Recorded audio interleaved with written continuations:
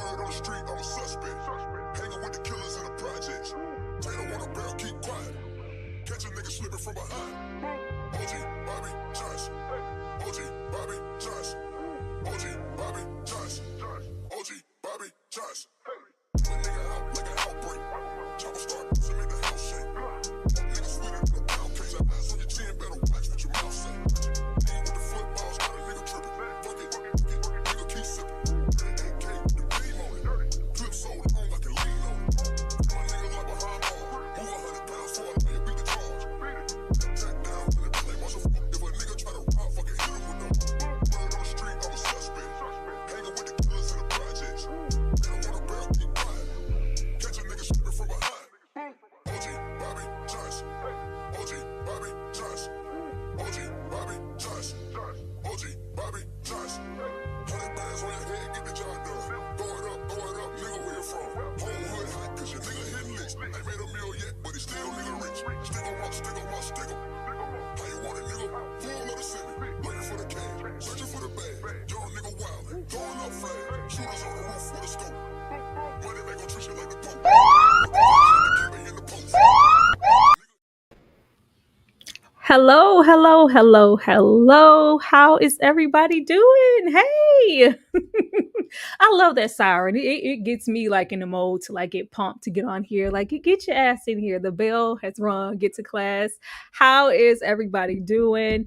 I see a lot of people here who have returned from the live premiere of the video. Please let me know if you can hear me and if y'all enjoy my intro. I'm so proud of that. I am so proud of my intro because you guys push me to be better and try different things in my videos, even though they probably get copyrighted. But it's okay. It is absolutely okay. But thank you guys for being here. Of course, I have a wonderful guest about to introduce you to someone that you may not know, get to know them, as well as get into the crow. Let's read some of these comments before we get started. Let's see. Hello, Marlon. I've never watched this movie in its entirety. Really? Marlon, you watch everything. I'm really, really surprised by that. In fact, I'm really surprised at the amount of people who showed up for the live. Normally, even though YouTube's, the engagement is kind of on point with what I think is going to be just based off of how much I post and what I think you guys are going to show up for. I really thought you guys would show up more for this movie, but it is okay. I enjoyed everybody who did show up, and this is a gem that I feel like a lot of you haven't seen for some reason. Let's see. We're back. Hello, Breezy. Thank you so much for being here. Let's see. I would rather have a remake of The Little Mermaid than The Crow. Just saying. Great job with the review. Thank you. Thank you so much for the purchase. You know I'm always here for y'all supporting me and just purchasing something different. I like when you guys kind of mix it up and I'm like, oh, I get to talk about The Crow. You guys, I can talk about a lot of different things. See TG in the building. Yes, TG came through with the purchase and I am forever grateful. Yes, the Taurus is here. Yeah, you're probably the one Taurus that I enjoy.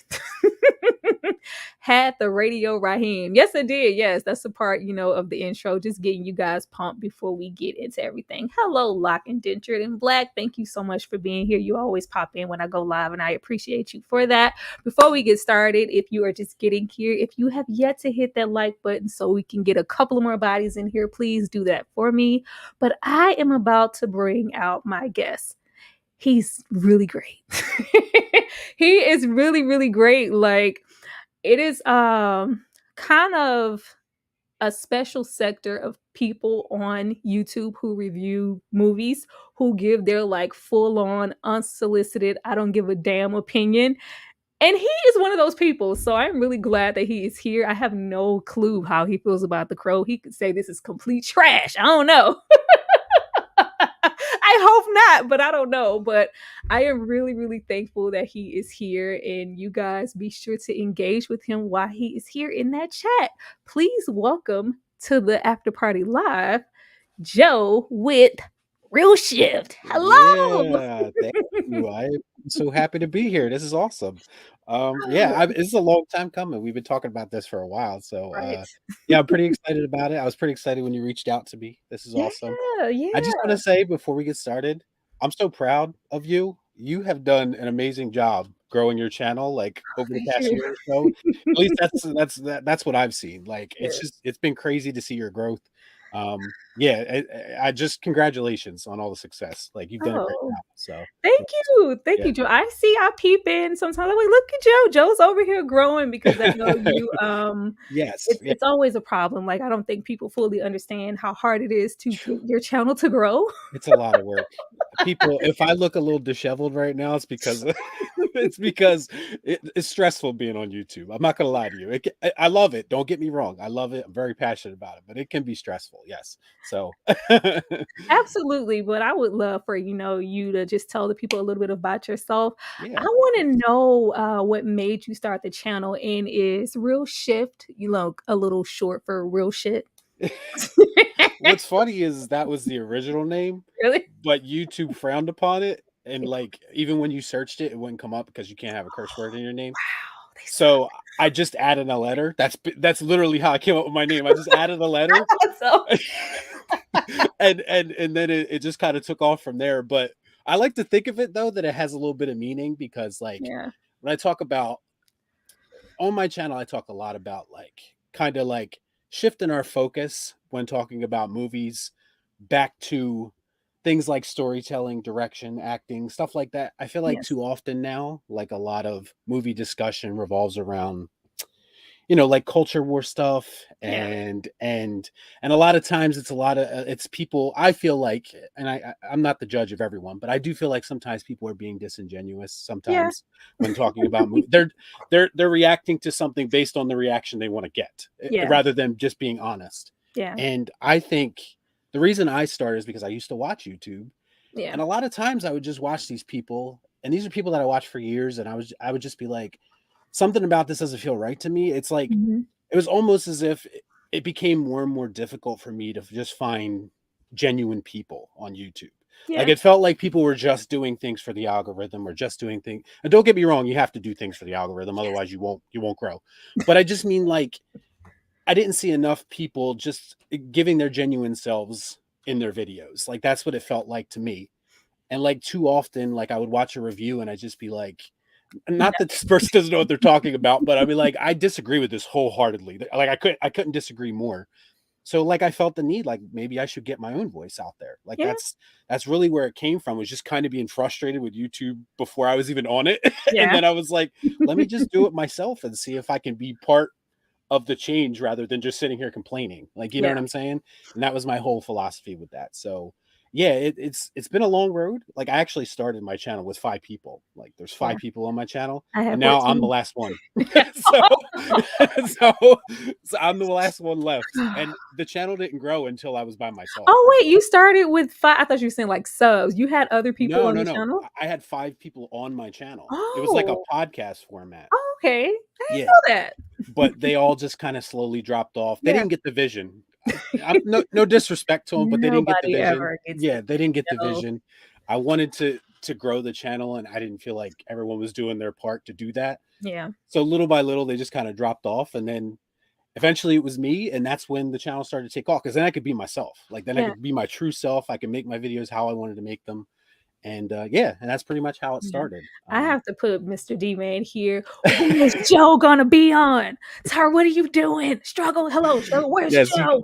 yes, I believe he came from my channel. What's up, Mr. D-Man? He's one of my most loyal Hilarious. supporters. Yes. Absolutely. He reminds me, like, you better hurry your ass up and get going. I'm going. Like, I'm going, DM. I'm trying as much as I can. But I love what you stated about people being genuine in their Yeah. opinion, because that's pretty much how we found each other. Yes. Yeah, it is. It is. It's Candyman, right? Wasn't that Yes. it? Yes. Yes. Yeah. Candyman 2022. Was that 2022 or I think 2021? 21. 21. 2021. Yeah, that video was one of the videos, one of my first videos to take Mhm. off. Mhm. And it actually did wonders for me. And I didn't like the movie at all for anyone watching. Like I didn't, there's nothing about that movie that I liked, but I got a very interesting reaction to Yes. not liking it. And something kind of clicked in my head at that point because it was like Mhm. up until that point, I felt like I was kind of towing a line and I didn't really want to upset people because I felt like that's how I was going to get to the top. You know what I'm saying? I Like never cared. well, in my young mind on YouTube and not really, understanding how things work, I was like, Yeah. I can't. upset too many people because no one's going to subscribe to me. Like, you know what I Yeah. mean? But people see through that. And again, it was me not being genuine. As soon as I started being genuine, I started speaking my mind. That's Mhm. when the subs came, because people could see that coming through in my videos. Like, I wasn't pretending anymore. Yeah. I don't like this movie. It's trash. I don't like it. Like, and I gave, well thought out reasons why. But yeah, the reaction to that video was great and Mhm. very troublesome at the same time. Yeah. I think a lot of us start off pretending because you're trying to imitate what everybody else is Yes. doing. Yes. But You have to once define you yourself. Yeah, Yes. once Yeah. I got into it, I was like, "Oh, this is," like you said, a lot of this is disingenuine. It seems like when a lot of people, especially movie reviewers, hit a certain plateau, they Yeah. don't wanna offend anybody just to kinda Yes. stay in that cushiony space of not only getting engagement, but maybe, Exactly. getting into certain spaces because they give a really docile opinion on a movie. It's kinda, a low-key flat, and then you have other people who get on trying to imitate that, so they're not really giving their true opinion. And then there's us. There's us. The reason I like started along with the engagement or just talking about the older movies because I was getting really sick of talking about shit I didn't like. Yeah. It seemed like everything that came out I wasn't liking it, It's and then I would tiring. just yeah, It's and then tiring. you get the Yeah. hate watchers like, oh, Yeah. they're intentionally feeling like you're saying you don't like something just to get engaged. I'm like, no, I genuinely hate this. I I get that genuinely all the time. Tyra, it's an everyday struggle with me. It's like you can't, and that's part of it too. Like, you can't. We got to a point at some point in film discussion where like people were afraid to be critical, like, yeah. because it's like anytime anyone's critical, oh, you're just a hater. Yeah. You're just going for hate You're clicks. jealous, you're broke. This channel is gonna grow. I'm unsubscribing. Yeah, you were never subscribed. Shut up. Right, exactly. Exactly. So it's like, yeah, like that was part of it too. It was just like seeing the reaction that some people gave me to my Chucky reviews. That Yes. was another one. Um and just me talking about why I didn't like the show, and then turning it into like this personal thing, like I have some kind of Mhm. personal vendetta against them or the show or the movie. It's Yeah. not that at all. I just didn't like it. Like, that's really what it comes down to. And my whole like purpose is just to kind of, I want to get to a point where I could change people's perception of how they view opinions, because Yeah. at some point everyone just started taking opinions personally Ugh, about movies of all things. Like, it's yeah. not that serious. Like, you know what I mean? Like, it's not, like, you know what I mean? So that's really what it came down to. But yeah, I definitely feel that It's for sure. really good. Anybody who wants to hop on here and give their unsolicited opinion on a movie, please do that. Like, once I learned that even though there are people who are upset, there are more Yeah. people who agree with you than disagree. They just really don't have a voice on, YouTube. And Yeah, then I was like, oh, the hate watchers contribute to engagement. Oh, okay. absolutely. I don't, didn't think it was, oh my goodness. Somebody told me to ask if Joe was single. Nikki Joe is not single. Joe is a father, for God's sakes. Yeah, I'm married, Yes. and I have a year and 4 month child, actually. Yes, yes. Oh my God, already? Well, how has fatherhood been treating Oh you my really, God, really it's the best thing briefly? I've ever done in my life. Like, Mhm. honestly, Oh, like the worst days I'm having, whether it be with work, whatever, personal stuff, like mhm. that kid can turn my whole day around. Like, Mm. just like that, just by looking at me. Like, honestly, like, he can make everything better. Like, Oh. and I never thought that I'd be the type of person to be like this, but like the minute I held him, everything changed. Like, Mhm. I cared about everything else so much less. It Yeah. was all about him. Like, you Oh, know what I man. mean? It was like it's been an amazing ride, even with its ups and downs, because Yeah. it's difficult with a baby. Anyone who's ever had one, Yeah. I don't get much sleep, Plus, I'm trying to do YouTube, and I got a real job, so it's like, yeah, a regular job, so it's like, Yeah. yeah, like there's a lot going on, but yeah, kids. My son makes everything worth it. He really does. Oh, So yeah. that's so sweet. I feel like an old school parent. Like, my daughter will be 13 in a couple of weeks, so Oh yeah. wow, really? Yeah. Yes. I knew you had kids, but I didn't know they were that Yeah, old. I Okay, have all a right. 13-year-old and my son, he'll be 6 soon, so yeah. Right. I Kids. remember the last time I think we were on a live stream, you talked about how you like you're introducing them to all the great Oh, yeah. movies right now. Yeah. So yeah, that you got to raise them right. You know what I mean? Yeah, we just finished watching House. Oh, I love Good Fathers. Yes, the chat is feeling Oh, D, we know you don't. I got no kids. That's okay, D. You know, all in due time. But it's really a balancing act trying to do this as well Yes. as work and having Yeah. children. What is the speaking on that? What is the hardest thing about just this entire journey for you? Um, uh, as far as like YouTube is concerned, like I think it's like the constant battle with the algorithm that weighs on me from time to time because it's like, and I heard you talk about this in your Yeah. last live, Hmm. and it couldn't be more true. Like it's like you can work very hard about something, feel very good about a video, put all this effort into it, and then it just does nothing. Like, you know, it's like it's very discouraging. And then I'll put up something where I'm just like kind of going off with Then just whatever, and it's it'll good. get like 20,000 views or something. Like, Duh. I'm like, I don't understand how that works because it's like if you have whatever 5,000, 10,000 subscribers, why aren't you getting 5,000, 10,000 views? Like, you know what I mean? It makes no sense For to the me. same reason I have almost 23,000 subscribers and we have 20 people in this live. Right. Like it makes no sense. Like YouTube, what are you doing? Like I don't understand. Like I really don't. But that is the hardest thing for me is just like because people don't realize the amount of time that goes into making a video. Like it's like I'm spending hours, okay, hours watching Mhm. something, taking notes, preparing, recording, editing, uploading, because sometimes that takes a long time too. Like, so it's like I'm spending hours of time away from my newborn baby, you know, my family, Mhm. and like when a video doesn't do good, it's just so discouraging. It's it really is. But like at the same time, when they do well, it's very fulfilling. So it's like Yeah. it's that up and down thing that you have to constantly deal with being a content creator. Like it's nothing is guaranteed. All you can really do is just keep pumping stuff out and hoping something hits. Like honestly, that's really what it is. Like nothing is guaranteed at all. So No, what's helped me the most is yeah. because that used to, oh man, it used to tear me up. What's helped me the most is not doing it at all, just Yeah. thinking about the algorithm or the engagement or about Yeah. YouTube. I have completely left you. Thank you for the platform. I've completely left YouTube on the ground. Yeah. No. That's totally on the ground. What has helped me out the most is just the support from the subs when you guys, because you know I have my paywall up for pretty Yes. much everything I talk about that Yeah. isn't contemporary. But that's helped me because I find myself doing it for them and just, you know, the whoever may show up, like the people, a Right. lot of people who are here are mods. Like I just do it strategically for that purpose. So I really Right. show out like with TG here paying for the crow, I was like, oh, I'm gonna paint my face. I'm gonna make this video the best video I can make it for TG because you know this is one Yeah. of the few people who really show up for me and support me. So let me try to I just engage that way and internalize it that way. So I'm like, as long as that person is happy with the purchase and you know what they paid for, then I Right. did my job. Versus me just getting upset like that.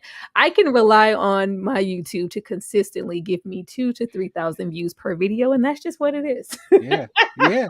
No, and you know what? Like people don't realize how impressive that is because especially doing retro reviews, like people don't understand like retro reviews. It's different if you're doing something topical, something like current. Like Yeah. a lot of people are searching for that stuff, so Yeah. it's like it's a little bit easier to get hits. To do that with retro reviews, like you're doing, is almost impossible. Like I don't even know how you did it. Like I really want to pick your brain sometime because that's I would much rather do that too. But like Mhm.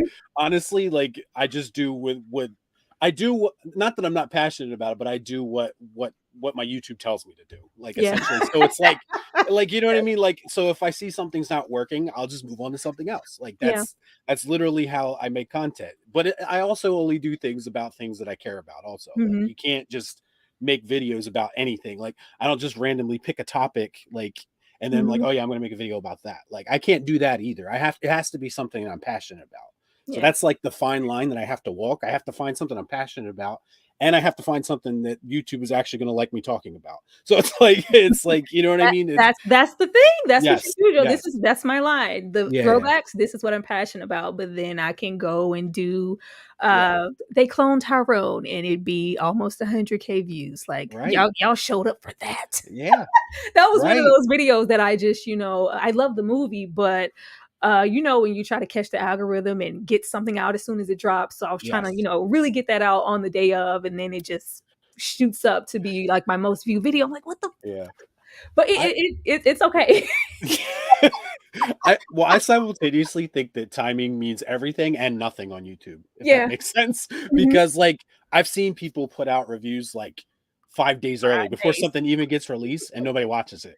But Yeah. then like I'll put it out like a week late and for some reason Yeah. it'll take off. Yeah. Like so it doesn't always you don't always have to be the first person. You Oh, don't. not at all. I'm so Never. sick of you Like old heads on YouTube giving that advice. Like, "Oh, you gotta be first and, get the yes. try to, break your neck to get, those, what is that? Like, the early access." I'm like, "I'm Yes. not breaking my neck to ask No. Netflix or nobody for anything. I'm sure Nope. not breaking my neck to go to the movies." The So I'm earliest I get is the Thursday before the Thursday before the Friday it comes out because Mhm. that's when they play the movies like Yeah. early sometimes. Sometimes it's That's late. yeah, that's the earliest I get. Like So what I've done is like I've been doing it long enough to now where I know when it's beneficial for me to be early or get because I know what my subs kind of show up for now. Like majority of them, like, oh, you guys really engage when I post these type of things. yeah, And most of the time it's something contemporary, which is cool. But yeah. those are the things that I like break my neck. Like, oh, I gotta make sure I'm on that one. And other stuff, I'm like, man, if it's 2 weeks later, I share my opinion, and then that's okay. Yeah, definitely. Yeah. Yeah, so yeah, like I said, timing it means everything and nothing at the same Mhm. time. So like again, just do whatever makes you happy really. That's really what it comes down to. Do I whatever makes you read, happy. let's see, I'm gonna Yeah. put this here. Like last but not least, like last question. Okay. What is the first thing that comes to your mind, first line of dialogue when you see this movie poster? Well, this is where I start. This is where I get myself in trouble sometimes. 'Cause I got to be honest with everybody. I haven't seen this movie in a really long time. Like Mhm. it's been years. Like, and I thought I was more familiar with it than I actually was. If that makes Mm, sense. okay. Like when I turned it on, I'd say the first 20 minutes or so, I didn't even remember. I seriously the thought ran through my head that I had never seen this movie Mhm. even though I know I have, like, you know what I mean? Yeah.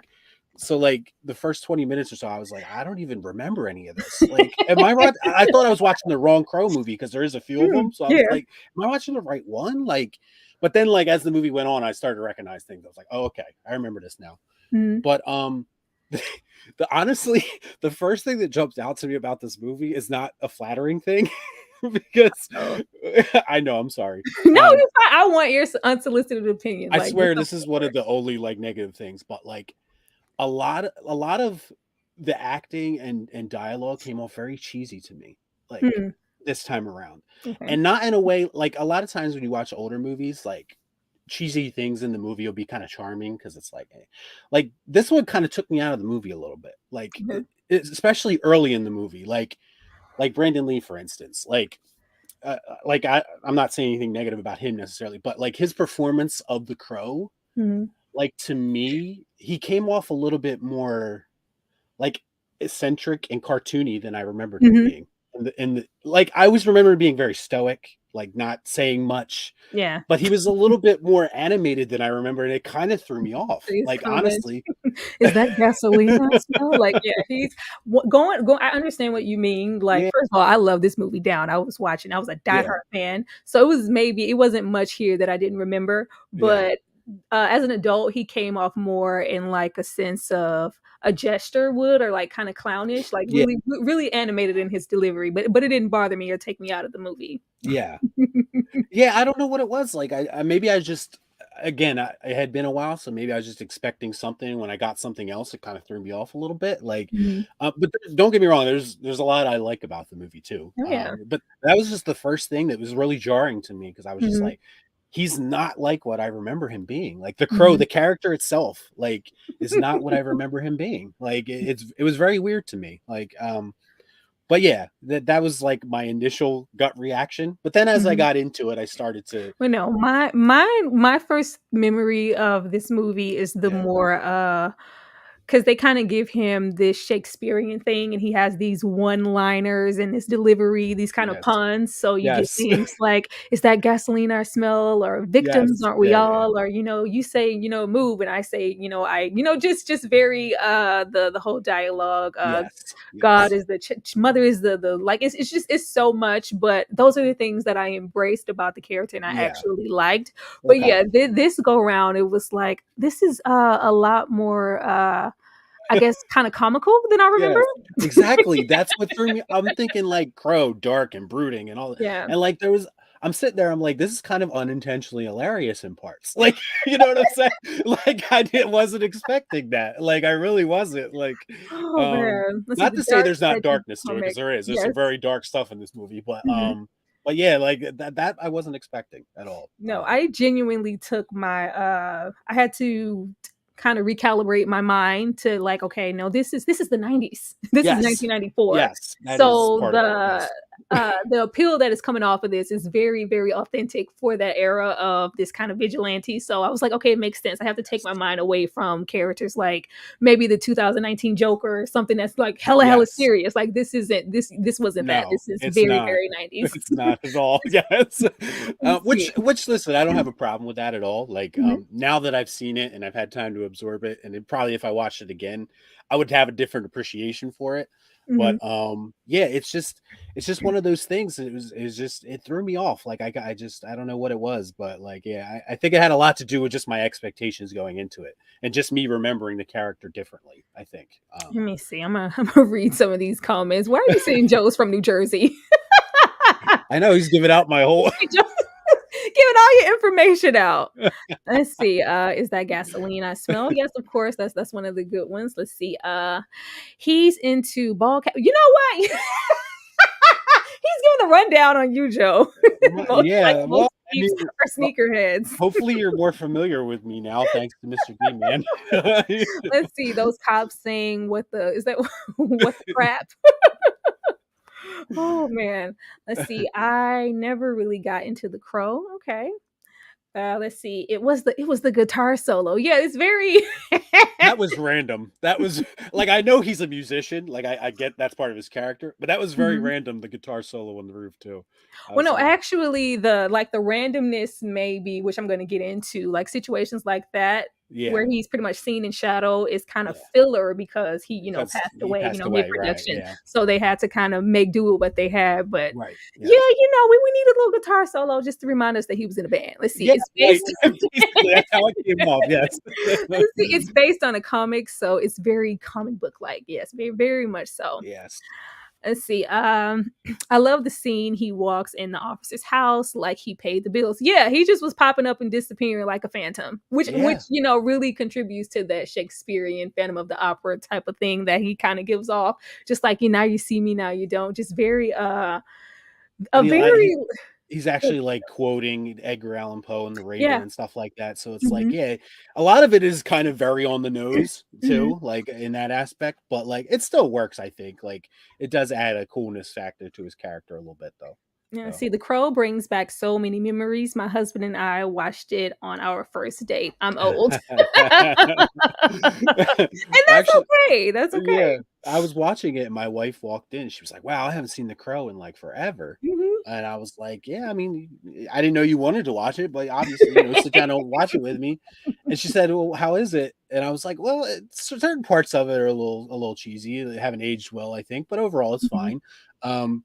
And she was like, "Oh, I hate when that happens." She was like, "Maybe I don't want to watch it. I'll just keep the memory in my head of what it was." And then she just left the room. So that was at the end of that. So, Let's but see. yeah, so sometimes keeping the memory of what you think it is better, I Yeah. guess. I don't know. Hello, BX Beast Boy. Hi guys. Let's see. I love the Crow. Me too. Eric Draven, Crow equals Raven. Very creative. Well, we could have got something totally different. Like if you think that this is whimsical now, the director like so heartedly, from the studios, if the writer of the comic book hadn't interjected, it would have been Tim Burton. They were really gunning for Tim Burton. So I what can would see that. yeah, you can Yeah. see that? Would you be here for that? Um, Probably not. I think listen, I love Tim Burton in like the late 80s, I'd say. And this was the early 90s, so he might have been Yeah. okay. Yeah. He kind of lost his way, I think, a little bit Mhm. later in his career. He got a little weird and started Yeah. doing Disney But movies this and is stuff. Yeah, so coming off of things like Edward Scissorhands and what he did with the early yeah. Batman franchise, which I love those movies. Yes. Well, two of my all-time favorite movies are Tim Burton movies, is Beetlejuice and Batman 89. So I Mhm, love both of those movies today. Like he's very important to my childhood. And I could mhm, definitely see him being attracted to a character like the Crow. Yeah. But I do feel like it would kind of be like overkill a little bit. Like it's a little bit, like I said, too on the nose for him to do a Crow Oh movie. gosh, It's he's very, already dark himself. Like, oh my gosh, I yeah, think like you already did Batman. Do you really need to do the Crow too? Like, you know what I mean? Like it's, yeah. So, but yeah, it makes sense. He was going to have Johnny Depp in it too, probably. Like, yeah, I put him there because just in that you know, he would era, have been and right. just like I'm gonna call Johnny for this one. Like we always call Johnny up. Let's see, hell no, Tim Burton would have wilded out. Let's see, and Depp would have definitely been a choice for Eric. Yeah, we're gonna get into the choices because he was definitely one of the choices that they were pushing for. Yeah. Nobody wanted Brandon Lee for this movie. They wanted somebody with a little bit more notoriety, and Yes. he had to really fight for this role. Yeah. Let's see. Ed Wood was good. Yeah, I like Ed Wood. Let's see. Would have been a whole different soundtrack if Tim Burton got the job. Oh my gosh. I didn't even think about that. We don't want that. I don't got time for A lot of Danny Elfman and Prince, right? Could you see Prince being the Crow soundtrack? I don't think that would have worked. No, not at all. Not Okay. at all. We didn't need, any bat dance for this movie. It worked, where it worked. But I think the director above, Alex Proyas, he did a really good job with this. He not only directed this, but he did iRobot, and I don't know if you've seen Dark City. Have you watched Dark City? Yeah. Yeah, he did Dark City as well. So I think it's really befitting what he's done with movies like that, and you can kind of see the start of that in something like The Crow. I think that's kind of where my thought was going in. Like I was thinking Dark City, The Matrix. I was thinking around that time when it was like super cool to be all dressed in black and but The Crow was actually predated all of them. Yeah. And like it was a lot different than them than what I was expecting. So let's see. We have Eric Draven options, of course. First here, I'm gonna get to him over here last. We have River Phoenix here, who I could really see in this role. Like I think no disrespect to Brandon Lee. I love what he did with it here, but just the love I have for River Phoenix as an actor ever since Stand By Me, I feel like he would have really, really, really rocked this. River was one of those guys that like I really wish we could have gotten to see him like in his later in his career, because he was good already. So like to see him progress into an adult actor and to see what he would be capable of, like that would have been very interesting. Yes, to have him as the Crow, I think. Yeah, absolutely. And of course we have Christian Slater here. I could Heathers, I could see it. I could see, him Jack adding. Nicholson light. Yes.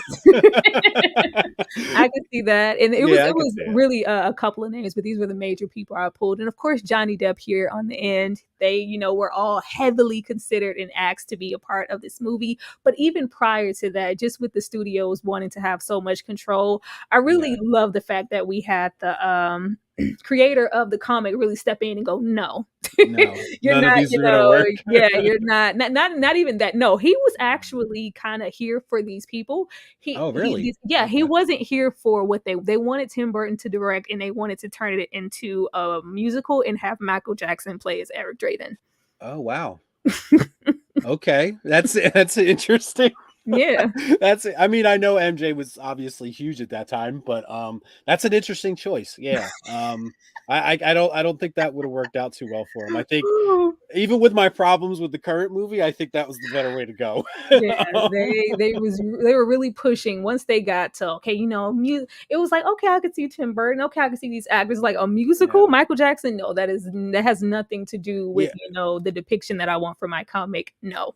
Yeah, we were way past the point where we could just like plug in musicians into movies and turn randomly into musicals and have everybody enjoy it. Like that was the thing that kind of worked back in the day, I think. But like by 94, I think we were a little too edgy as a society to allow something like that to happen. So yeah, I don't see that would have worked. Let's see. MJ playing Eric is wild as Flex Washington playing him. Oh, don't even bring that biopic up. That was terrible. Let's see, MJ grabs the crotch. Ow! Yeah, absolutely. It would have been very different. That would have been interesting to see, but I would have wanted that as just a one-off situation if that's what MJ wanted to do. Just leave the Eric Draven that we have, as is, Yeah. because that would have been a lot. I mean, you could have did a song based on The Crow and did a music Mm. video for it. Yeah, I would have been all right with yeah. that, maybe. But as far as like a full like feature film with Michael Jackson as The Crow, that's strange. That's strange. That's a strange decision. Very, very strange. Speaking of the soundtrack, watching this movie, it really reminded me of how soundtracks like in the 90s and 80s, they used to be so stacked, and there Yes. was such a focus on the creating the music for the movie instead of reaching out and grabbing things that you feel like fit with the scene. Of course, paying outright for all of these Yeah. songs just because you feel like it's going to be familiar to the audience to go, oh, okay, yeah, like Yes. I'm loving this scene because I love this song, instead Yes. of really just creating music solely for the movie. I was like, this shit is really good. Like I really miss them doing this. But how did you feel about the Yeah. soundtrack and like the people that we have here? Look at the lineup. That's Yes. amazing. Well, I think, yeah, like the use of music in movies is already like a lost art form, I feel like. So Yeah, like you said, in the 90s, they were really good for this type of thing. yeah, Like you said, they tried to get as many recognizable names they possibly could, because the soundtrack just sold just as much as the movies did back in the day. Like, yeah, you know what I mean? Like everybody would rush out and buy a movie soundtrack after watching a movie if they heard something in there that was recognizable, something they liked. yeah. And like, yeah, as I was watching it, like I remember, I think it was it. I don't see the song on here. It's probably on here. Which Yeah, I think I heard it was either, was it a Soundgarden song maybe or something like that? yeah, there's a Soundgarden song. It is, right? Okay. It's So I nice. heard that in the movie and I Yeah, was like, "Oh, okay, so this is kind of like very reminiscent of like the grunge phase yeah. of the mid 90s." So it kind of like it made sense, like angsty guy, dressed in Hmm. black. It all made sense. So I was like, "Okay, that makes a lot of sense." But like I see they went even a little bit darker with it, like with your Hmm. 9 Inch Nails and stuff like that. So Yes. like, and Rage Against the Machine, they were always on these type of movie soundtracks too. So yeah, that definitely, this is something that I do miss about movies, I think. It's just them incorporating like songs in the way like when directors do it now, it always like kind of brings a tear to my eye, because it's like it's taking me back a little bit, like when they Yeah. use like a popular song and like put it into a movie. 'Cause they just Hmm. don't do that anymore. Like it's a shame. Like, Yeah. yeah. Yeah, it sucks. Let's see, that city The Crow takes place in is Detroit. It was pretty accurate. Let's see. Helmet is a good band. Okay. I haven't listened to Helmet outside of the song featured on the soundtrack, but I'll check it out. Let's Yeah. see. The Trans Crow. What? What? Let's see. I didn't know River Phoenix was a consideration. He would have been wonderful, a wonderful Eric, especially considering the subject matter. Yeah, yeah. We're gonna Yeah. get into like the He had subject. his demons already himself, Mhm. so like he probably would have incorporated that into the role. Yeah, absolutely.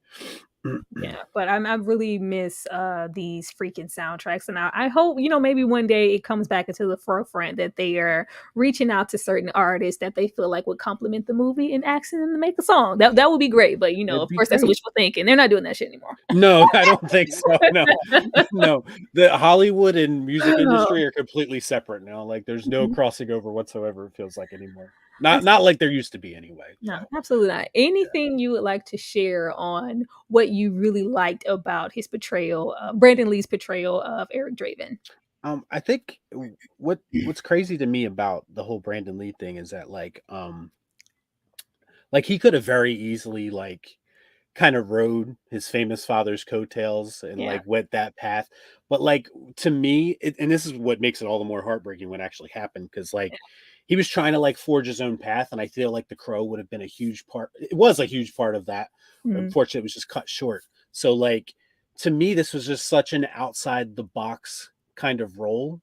I Mhm. think, and I give him props for like taking the plunge and being able to pull it off, because he does mostly. I Yeah. had issues with some of his dialogue and stuff like that, but like overall, it's an iconic performance because everybody remembers it now. Like this Yeah. is what he's known for. Like really, if you outside of being Bruce Lee's son, Yeah. he's known as the Crow. You know what I mean? So it's like I think just what struck me the most, I think, is that like as I'm watching this movie, you can just see how many other things were influenced by him and Yeah. his character. Like, you know what I mean? Yeah. Like so many things throughout my life. Like, if you're a wrestling fan, there was a wrestler who modeled himself after the Mhm. Crow. There was, numerous movies that came out after this that kind of still modeled the way that this movie was shot and the way that this character was portrayed. And it's Yeah. just like, in the short amount of time that Brandon Lee was with us, he was able to put out this thing that is just so influential, and it's still, you still feel it to this day. I mean, Yeah. people still, we're talking about it right now. So Yeah. it's like, you know what I mean? So I think that's what, in the grand scheme of things, I think it was a great decision for him. I think it was a great decision for them to pick him. Yeah. Because I think it just, with anybody else in the role, and I know we say River would have been great too, but like with anybody else in the role, I don't know that it has the lasting impression. And unfortunately, what happened in the movie Yeah. is a part of that. But yeah, it's just such an iconic, really, performance, I think. So yeah, it definitely, he was amazing. He Mhm. was. A few things aside, but that's not his fault. That's Yeah. that's whoever wrote the dialogue. Yeah. I really like Yeah, this, even though we do have the more campier, like whimsical dialogue elements of the movie, I yeah. feel like he really found this way to kind of tap into this darkness because this movie is rated R. Oh, it is. Yeah, Yes. Yeah. this is a rated R feature. He really tapped into doing the kind of splitting it down the middle as Yeah. far as kind of the conflicting images of a character like Eric Yes. Draven. Now, of course, he's really caring and all these heartfelt things and Mhm. concerned and wants to support somebody like, the young lady, the Sarah character or the cop. And he still has, just all of this humanity. So he taps into that side as well as just being a murderer. Yeah. And coming back, for his He's vintage and murdering being the right people, though. But yes, yes. yes, no, it's the right people. I didn't kill anybody who didn't deserve it. Yes. I even love that element of him. Yeah. Even though you have somebody like Michael Wincott, who's going to get into like, it's like I'm not worried about you. I came here to get these four Yeah. people, and that's pretty much the only thing I want to do. Like I'm still righteous and Yeah. mentally in a headspace to have so much humanity, even though I'm dead. So Yeah. that little Yeah. that half down the middle was really great, and I just love that he did pretty much all of his own stunts here. Unfortunately, goddamn. Yes, unfortunately, yeah, yeah. Kind of wish he didn't at this point, but Yeah. yeah. Yeah, it's another thing too is that like, and I was just thinking about this as you were talking because it is something that like struck me when I was watching it, is Mhm. that like when he's first introduced, they don't go like, they almost drop the audience right into it. Like there's not a lot of like explanation for why this No. happened or anything. But I Mhm. like that. Like Yeah. that's something that I think is missing from movies. There's some nuance to it. It's left open to interpretation to a certain extent. Like Mhm. they don't explain to you why this raven brought him back or how this raven brought him back or anything like that Yeah. really. It's just like the raven lands near the grave, he pops out and we just kind of go along for the ride, and like that's something that I think modern movies do really poorly is they over-explain things too much. Over-explain everything, overanalyze. Yes, They try to yes, bread yeah, bread feed, like, spoon feed the audience so they'll right. understand, like, "We understand, we don't need that." Right, so I really appreciated the mystique around the character, Yeah. and, like, they left a little bit of that, a lot of that intact, and that's something that I really appreciated also, so, Yeah. yeah. Yeah, it's better to not know everything sometimes, Oh like gosh, it's they we lucky if we don't know the whole movie from the freaking trailer I now. mean, look how many times they try to explain, like, Michael Myers or something like that, you know what I mean? Like, stop trying to explain him. He's much cooler when you don't know anything about him. Like, you know what I mean? Like, we don't need an explanation of why he is the Mhm. way he is. Like, like, that's really important, I think, so. Yeah, with that, I think it's due to the creator of the comic here, James Obar, really wanting to stick hard to that source material. I was Yes. like, man, we see so many really film adaptations from comics and books, especially comics and heroes, and I Yeah. just really like the fact that we have somebody here, even then, like sticking to his guns as far as Yeah. what he wanted to That's allow important. studios to touch and take away. Mhm. Because I feel like that's really missing now. I know something really popular now that I have not finished is One Piece on Netflix. Okay. Like a lot of Okay. people enjoyed that, and I think they did because the creator of the comic, the anime for One Piece, Mhm. he had kind of creative control over the property and not just, get the check and, you can do whatever you want with it. We would have got Michael Jackson, the Crow musical. So I, Right, I right. just love them sticking so heavily to the Are you source saying material. it's not good to give Hollywood full control? Is that what you're saying? Of course. Hell yeah. That's my battle cry. Like I say that almost every week on my channel. No, but Yeah, no, the original creator should always be involved, in Mhm. my opinion, in some way. Well, even if it's just like a consulting capacity, like Mm. to cut them out completely. Now, I understand a lot of them sell the rights in order to put food on the table. I get it. But Yeah. like, even when that happens, they should always be involved in some way because like there comes a point where Hollywood changes things so much that it ceases to be that thing that they originally created in the first place. You're Yeah. just slapping a name on it at that point because it's not even really what that person created.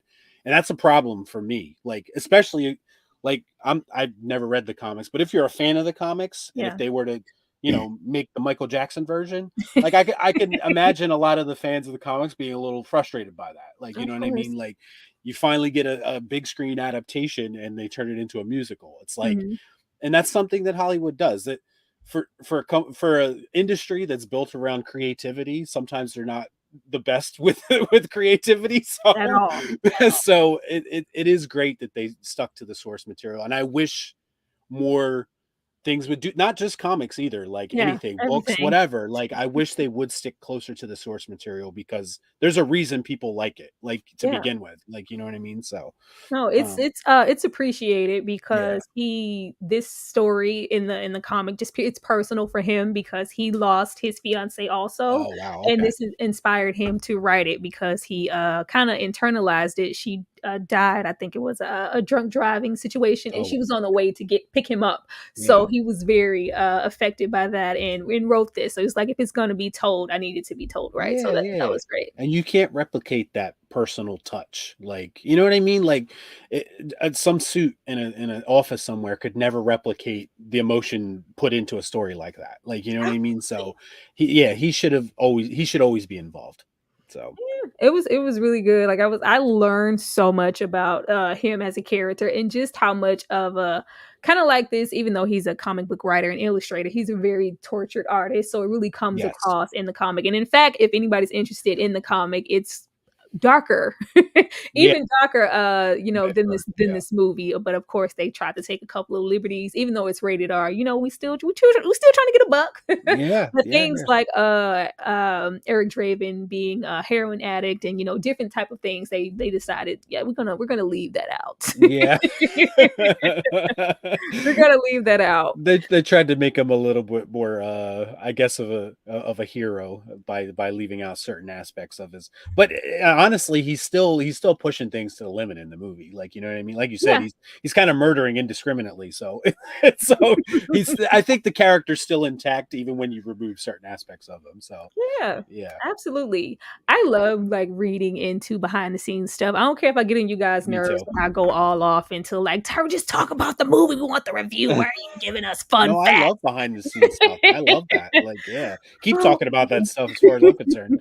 Yeah, yeah, absolutely. But we Like, have I'm the type of person who loves going into the details. DVD extras like Yeah, afterwards. Like, I love doing that. Well, I yeah. used to love doing that stuff, but That's one they of don't the even things make I physical miss. media anymore. But I no, I think that I have yeah, like precursors of maybe me having intent of getting on here and reviewing movies because yeah.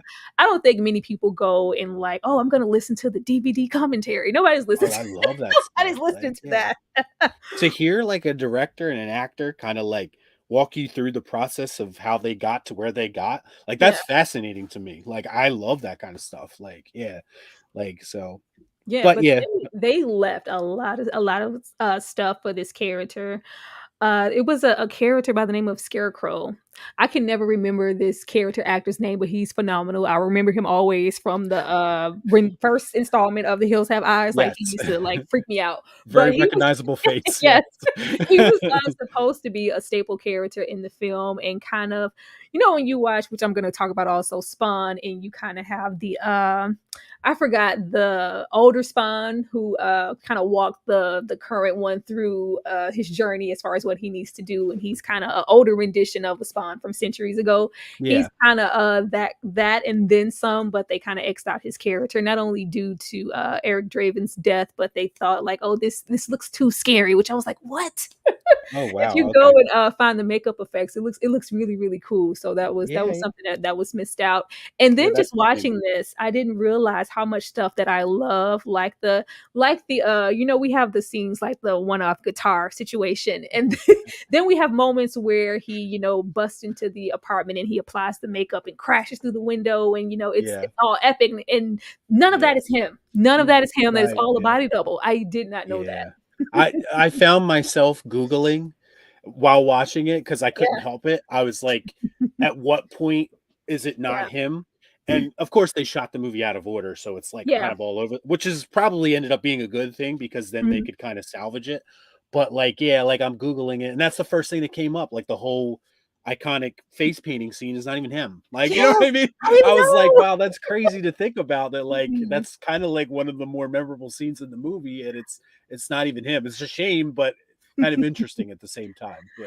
And see, I love getting into behind the scenes. It shows the art in making. Yeah, I was really surprised to see. I was actually trying to pinpoint the moments where they imposed his face Yes, onto a I stunt was too. double. Yeah. But I was like, I only like literally caught one, and I really had to freeze frame. I'm like, this is '94. We can clock stuff now so hard when they try to impose something. And here in 1994, they're doing a really good job for That them kind of missing their star. That's super impressive. Yeah. Like, if you've seen any CGI lately in modern movies, it is super impressive that they were able to pull that off in 1994. Like, you have no idea. Like, that's like the CGI in this movie, without a doubt, looks better than half the CGI we get now from major Hollywood studios. Like, and Absolutely. granted, it's very dark, and that always works to CGI's Yeah. benefit because you can hide some things, but like, still, you got to give them a ton of credit for pulling this off. Like, that's unheard of that they were able to do that. Like, you know what I mean? Absolutely. I was very Yeah, impressed.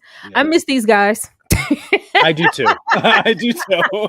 I miss these guys. I This do too. brought up so much nostalgia for me of stuff that I used to like be a diehard fan of and watch as a kid. And I Yeah, was like, this, wasn't just a one-off Eric Draven situation, even though he was pretty much the first. I was like, yeah, the whole full 90s were yes. full of these vigilante anti-hero characters, and they were so Absolutely. good. Yes, I they miss were. this. Where is this? I don't know that, like, it was great. There was a time, everyone, when like people in movies kind of it was okay to take things seriously once in a while. Yeah. We don't get that anymore. Everything's a joke now. So it's like when you go back and look at the 90s, like, and Blade is obviously the one that stands out the most to me because like Yeah.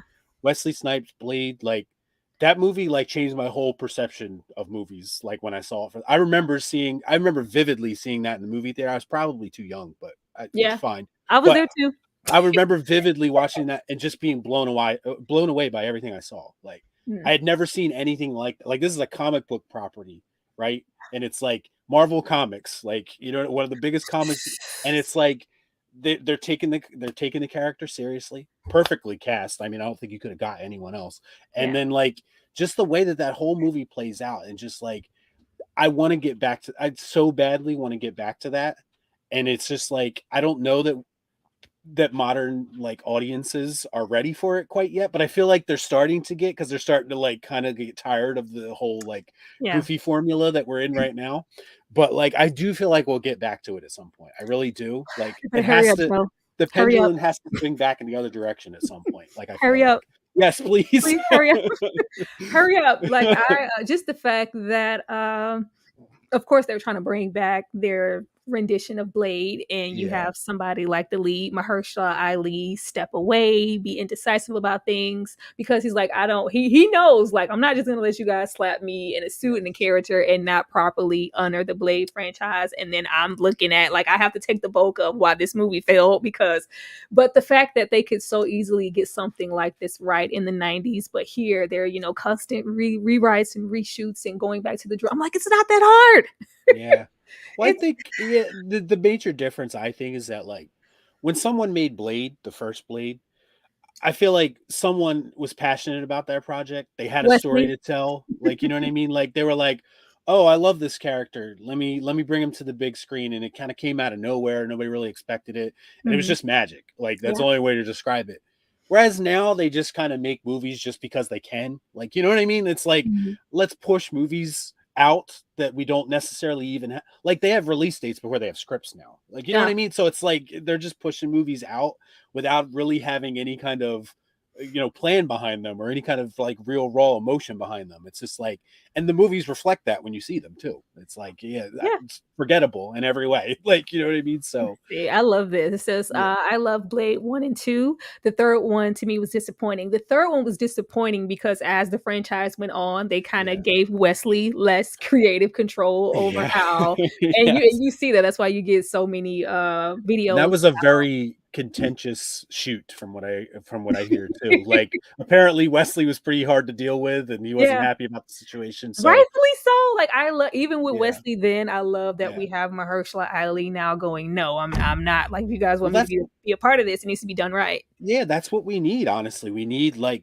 because we could say it till we're blue in the face, but until people in Hollywood actually say, "Hey, let's start like handling these properties with a little bit more care," Mhm. nothing's really ever going to change. We need people on the inside to start thinking that way. Like, we're on the outside looking in right now. We're like, do it right. But like, we need people on the inside to feel that way. So, yeah, props to Mahershala for kind of sticking to his guns on that. Like, yeah, I really appreciate him for that Yeah, because, not only that, but bring back ugly anti-heroes. Like yes, Darkman and Spawn are just yes. hideous and you love them. Like all of the Marvel, they're so attractive. Like get that out of my face. Like bring back someone hideous and I just miss Everyone it. looks like a supermodel now. Like, Yeah, you got every all the every Chris's and Marvel, and you got yeah, like it's okay if they don't look perfect. They yeah. don't have to look statuesque every They're time. not Like, because these are very imperfect characters. Like yeah, I love how much of an asshole Blade can be. yeah, I love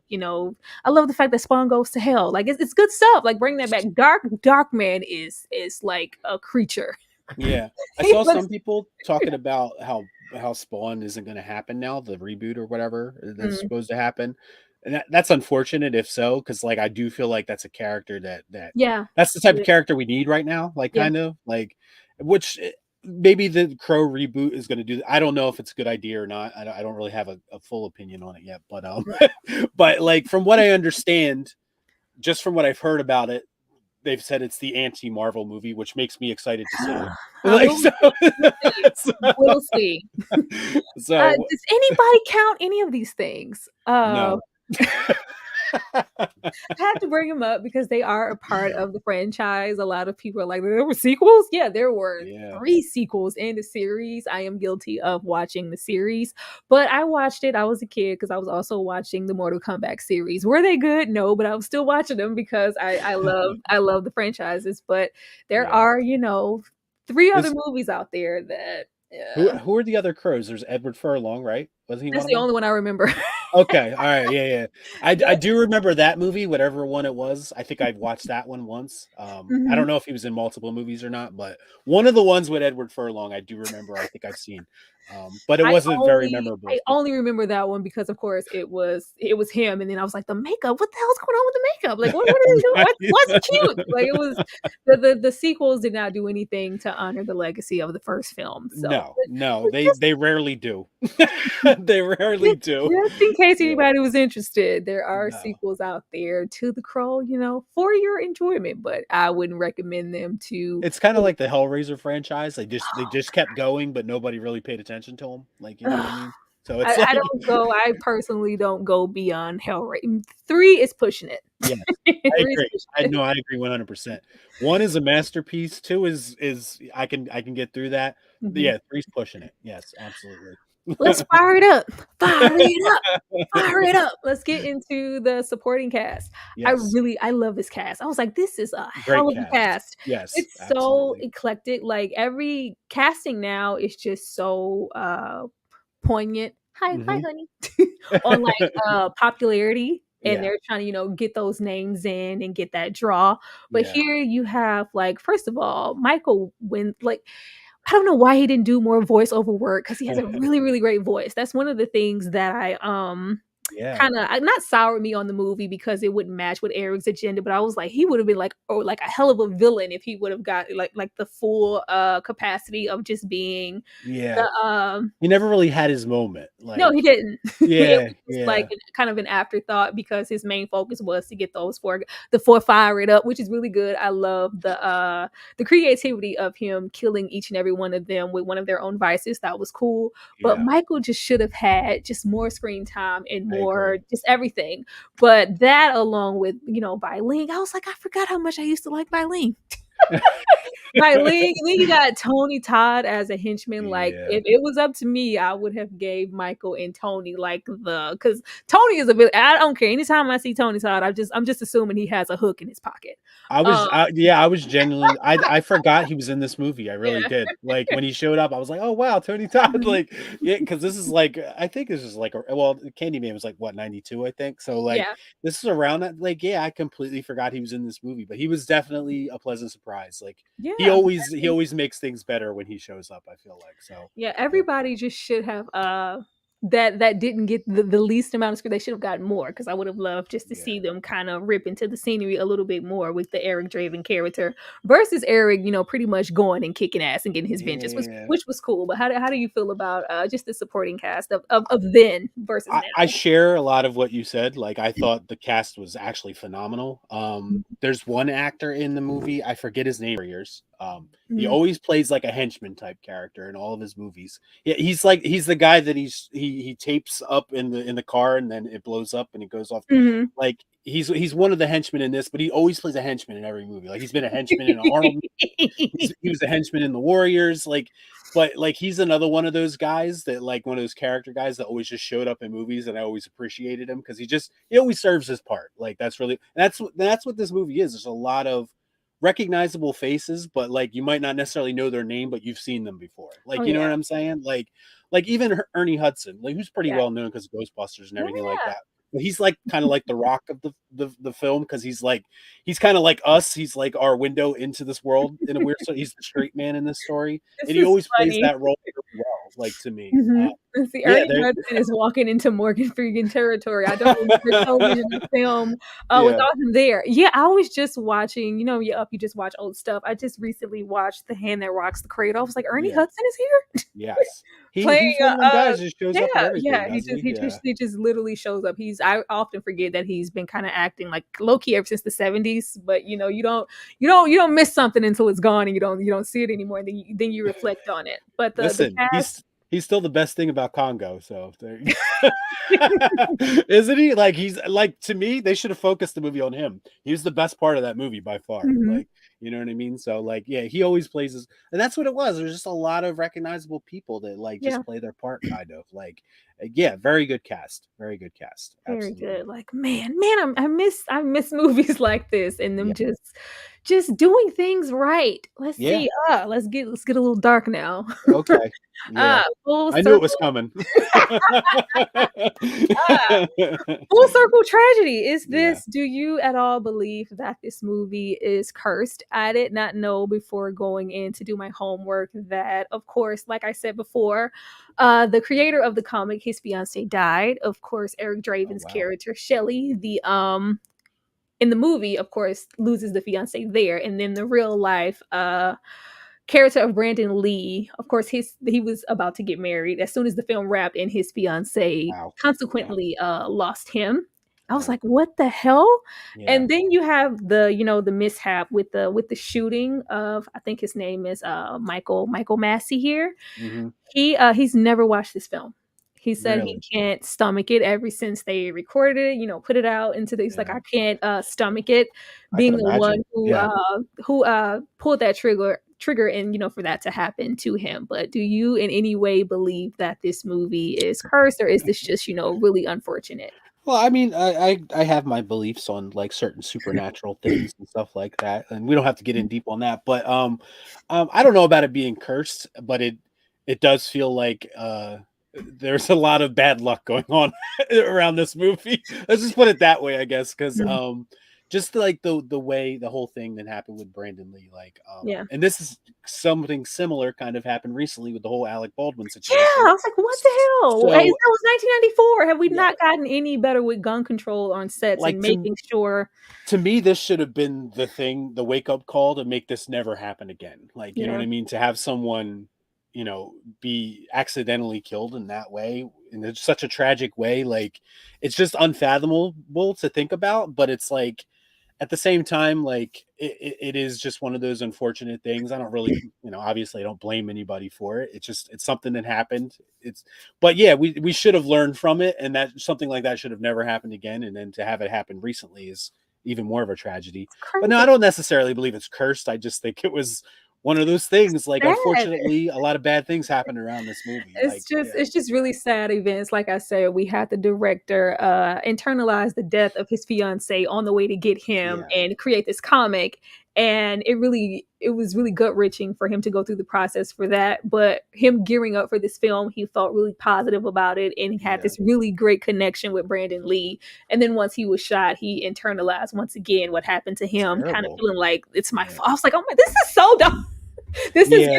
very, very, very dark stuff. Well, I really didn't think about that aspect of it because, like, yeah, you said like for people involved with it Yeah. to feel like they're personally responsible for their colleague's death, which I understand. I get it. Like, I would probably feel the same way. Like, Yeah. like you didn't mean to do it, but it happened, and it's the result of something that I did. So yeah, I didn't think of really about that aspect of it with the Mhm. whole creator as well, and them Yeah. being close. Like, I didn't know that part, but yeah, that's crazy to think about that. Like how things, yeah, like you said, it goes full circle. Yeah. Unfortunately, a full circle tragedy. Like it's very unfortunate that that kind of black cloud hangs over this movie, Yeah. and it because in a weird sort of way, it helped it also, but Yeah. like at the same time, like it's unfortunate that we didn't get to see possibly this turn into a franchise, like a real franchise, not what we got. Like, you know what I mean? Like, Mhm. would the Crow be one of those characters now that like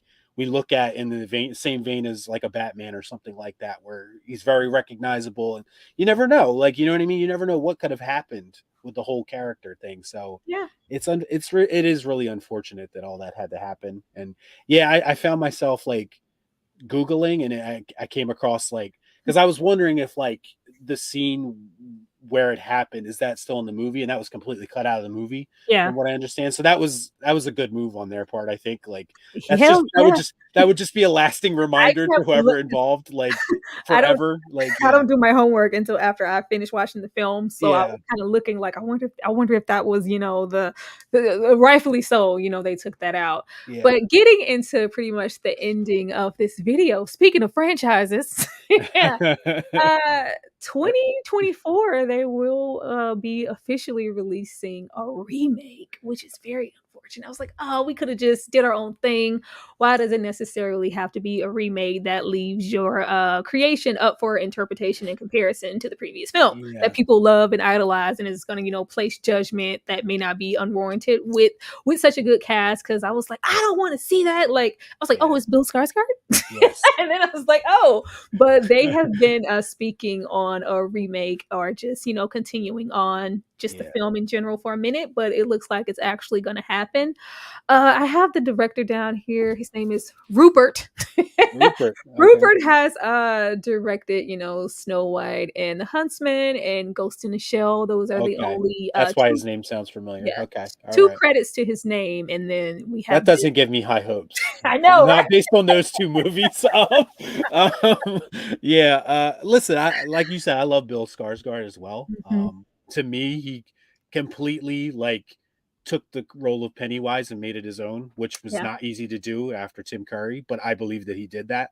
And like everything that I've seen him in after that, Mhm. he always seems to steal the show. I think he's very, you can't help but get invested in his character no matter what he's doing. So I do like that choice for the Crow. I think that's a good choice. Yeah, But yeah, not Jason Momoa. Get that out of here. yeah, no, no, Jason Bourne, no, no, we can't put him in everything. But I do kind of agree with your sentiments that like I don't think we need to tackle the Crow right now. Mhm. I think the Crow is very much a product of its time. And I talk about that on my channel a lot too, where like when they try to bring back these old franchises sometimes. Like sometimes like they just work for the time that they're in and aren't really meant to be like updated. Like you know what I mean? Like The Crow to me very much fits in with the 90s 90s. grunge, Mhm. angsty, like you know what I mean? Like it fit The into that comic the era well. comic started in 1989, Yes, so yes. it's very befitting. Right, yeah, right. So like that was the best time for it, you know. And there's certain characters that defy that and are timeless, but like The Crow feels very much like a product of the time, so I don't necessarily think that this is a great idea. Now, Mhm. if they who knows if they were able to if let's say it's like a Mad Max situation where it's like Good. a continuation with a new actor, but they like kind of like take it in this whole new kind of revolutionary direction. Yeah. Like I think Mad Max Fury Road is probably one of the best movies we've Oh, had yeah. in a long time. Oh, So I've been like waiting so for something like that so again. if they did that kind of energy with The Crow and like kind of like made it its own in some way, I wouldn't be mad at that. Like and they took the character seriously, that's the most important thing. But Yeah. and the lore seriously. But like yeah, like I don't think it's a great idea, but I'm Mhm. willing to give it a shot. But the director has me worried. I gotta be honest, the Not director has I'm me not worried. the director has me worried. I love Bill Skarsgård. Yeah, FK Twigs, I guess she would be portraying Shelley or a different character. I guess Zoe Kravitz was busy because they use her with everything and they look yeah, alike. But I wouldn't be as alarmed if why remake? Like if you wanted yeah, to update this and make it more contemporary for a different audience, but if you're gonna try to take it back to like a 90s type of vibe, like yeah, remake, like why would you remake it? Just start over and do something fresh. I thought that yeah. that would be the smart choice, but I was trying to like find, I was like, nope, it says remake. Well, Oh, okay. anytime you attach the remake to it, that's like an instant stigma around the movie too. It's like Yeah, they don't realize what that word means to some people. yeah, have Like a you know lot what to of most people really. Like you know what I mean? It's like you're taking something that I love and you're redoing it. Why are you Mhm. doing that? Like you know what I mean? So like you instantly turn people off with the word remake. Like they could have said anything else really, and it probably would have eased the pain a little bit. Like With the I guess with the legacy, like I think I said in my review about the remake, this may leave it open to be something because we know about the Crow, but we're a people of a certain age. yes, right, right, Maybe right, right. this will put fresher eyes in a newer generation who may have no idea about this character, but I'm hoping that the remake honors the first one, but also becomes its own thing, and it's really really good. But I'm hoping that it's good. Please be good. My only concern with it with passing it on to the next generation is that the next generation doesn't seem to be all that interested in characters like this anymore. For the most part, Mhm. I'm sure there's some like I've discovered some younger people through my channel that actually feel the same way I do about this kind of stuff. So like Yeah. they are out there. They are out there. But a lot of the younger generation, I don't know, are as invested in these kind of anti-hero type characters as we were. Like, you know what I mean? Like They're it seems like stupid. I know it seems like everybody wants everybody to be kind of like perfect golden Likable. boys, kind of likable. Yeah, like anytime anyone does anything outside of the norm, Yeah. like basically the Marvel formula, like Mhm. it's usually not as well received. Like, you know what I'm saying? So like I don't know if people are ready for it yet, The but only thing that gives me hope is yeah. the Joker from 2019. Yes, that was the one The shining beacon of light the that we new had. the newest, and I know you probably feel some way about that one too, but the newest rendition, the Batman, Yeah. we went a little darker. He's gothic, had his little dark circles, Yeah. all the Nirvana something in the way playing in the Yeah. background constantly. So I'm like, Listen, it can, they can, do something with it, but let's just hope it's good and it's not, poorly executed. and listen, I'm one of those people who think the Joker was a breath of fresh air. Oh So yeah, like, I so loved it. like to me, like that movie is a modern masterpiece. Like I have no problem saying I don't throw that word around like often, but like that was everything that I could ever want out of a comic book movie. Like Mhm. it took the material seriously. It actually took a recognizable character, kept him somewhat true, but Yeah, also went their own way with it. whole way. Like I love that about it. Like I really do. Like that's what we need more of is stuff like that. Like Yeah, reinterpretations, but still staying true to what the character is. Like we need a lot more of that, I think, right now in movies. So and yeah. if they could bring that energy to the Crow, then great. Like I think that would be awesome. But We'll see. That's all I can say. Absolutely. As I Yeah. said in my review for The Crow, if I have to watch Batman's mother's pearls fall on the ground again, I'm gonna pass out. I love the Joker for that reason. They still fell on the ground, but it was a pivot. It was, for an entirely different scenario, which was great. It's refreshing. Like make it different. Like just stop giving us the That same. moment in Joker broke me, Tyra, because I was like, I can't believe they worked that in. Like, Yeah. I was kind of almost like, we've seen this so much, but then when they did it and worked it in the Mhm. way that they did, my Yeah. mind was completely blown. I Yeah. was like, oh my God, like, I can't believe they actually made me care about that again. Like, you know what I mean? That's what Yeah, makes that it movie wasn't so good. formulaic because you see it now, and it's just like, oh, of course, we have to make his, do the backstory. We have to have that scene in the Yeah, alleyway every single film about yeah, Batman. But here it was like, yeah. oh, that's cool. Like, That was the most creative I've seen them do that scene in a long time. Let me put it that way. Yeah. Yeah, so everything about that movie just worked for me, so, yeah. oh man, let's see. Joe, don't hold your I breath. don't. Brandon Lee is unique. 90s is unique. Yes. Absolutely. The Crow in outer space. When all else fails, go outer space. I kind of, that's how movies are dead because I miss the old movies where, especially horror franchises, they're like, all right, we're going to space. Like, we go to Don't space. worry, Every Scream's gonna fourth, get there.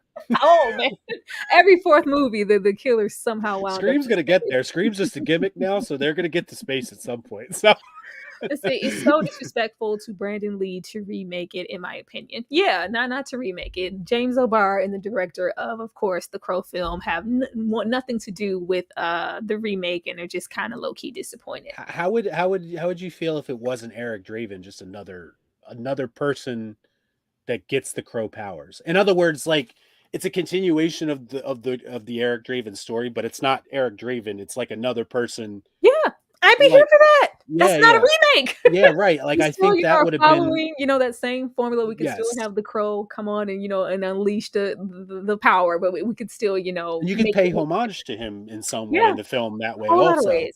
Whole Like, lot yeah, of so, ways. like, I think that would have been a better option, but, we're I not would there love to see them work in some of the lines that we feel are maybe campy and corny here and make them cool in the film. Like, yet. Yeah. oh, that was good. Like, A good writer could do that. Yes, make it good. absolutely.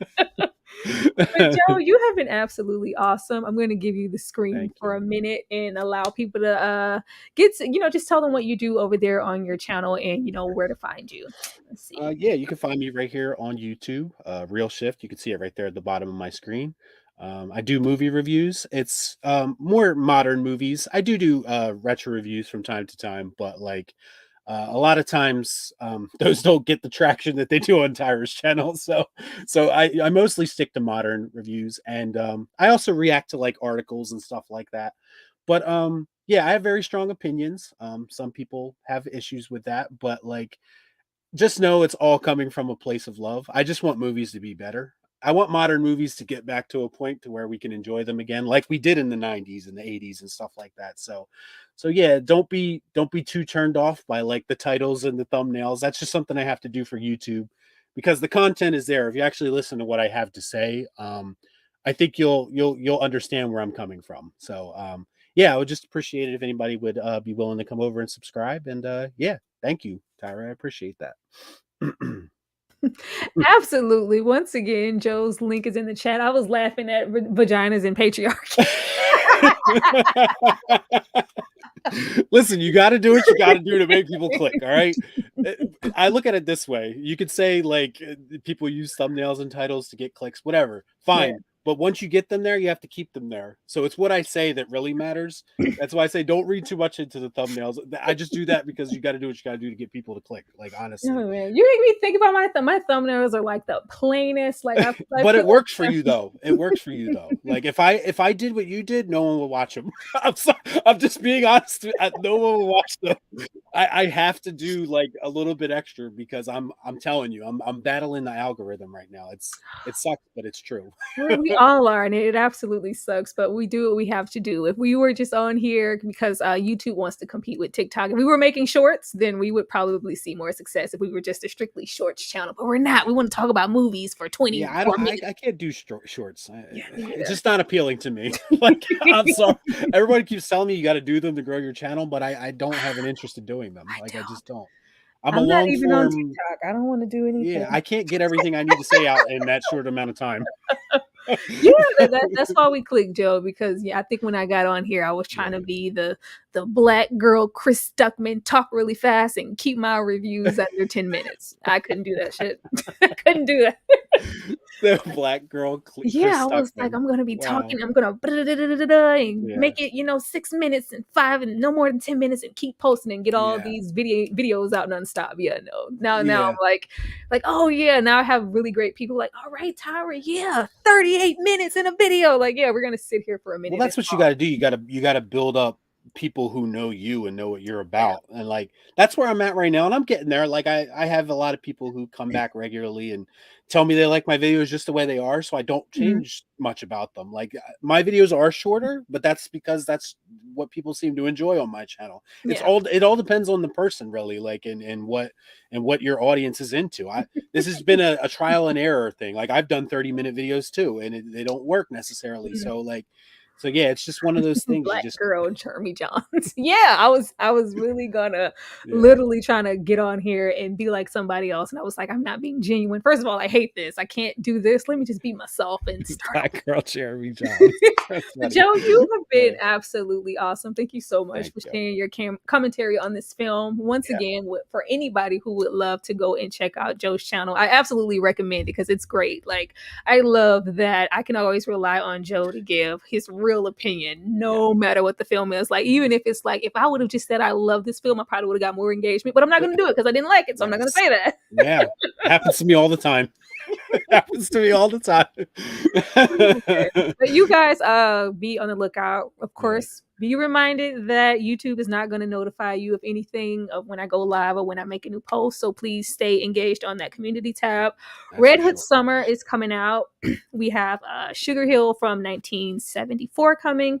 Interview with the Vampire, I think also from 1994, I think, is also coming. And Devil's Advocate is coming. So be on the lookout, right? I love that movie. He's a sadist. I can't wait. I can't wait to yell. But you guys, no, go ahead, Joe. No, I was just commenting. I'll definitely be. I'll be watching the Devil's Advocate for sure. I love that. You guys be on the lookout for those, and thank you so much for you guys who participate in and purchase those movies, even enough for me to talk about them. But please go and check Joe out. Be looking at the community tab.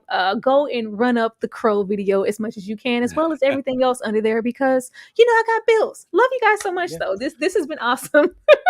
Joe has been awesome, and thank you so much for coming on the channel, Joe. Hopefully it won't be the last time. No, I'll look forward to coming back. This was fun. Thank you, Tara. Okay, well, we will definitely see you guys again. I will be going live Wednesday to talk about the last 2 episodes of The Changeling, if you guys care to engage with that. But I will see you guys Wednesday. Thank you so much for being here. Remember to hit that like button and leave a comment at the bottom, not just in the chat.